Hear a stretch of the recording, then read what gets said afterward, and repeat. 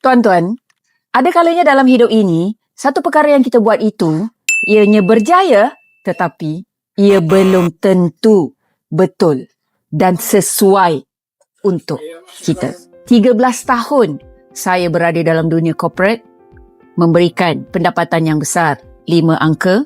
Akhirnya, saya tinggalkan dia. Kenapa?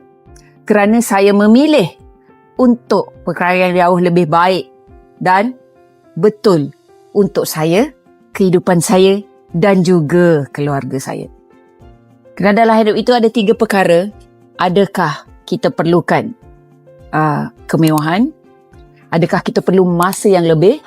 Ataupun kita perlukan ketenangan yang lebih?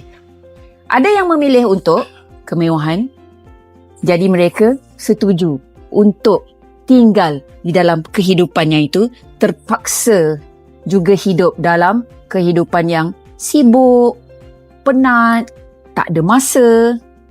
Jadi saya memilih untuk beralih daripada kehidupan corporate yang penuh hektik itu untuk berada di dalam perniagaan. Jadi hidup ini adalah pilihan.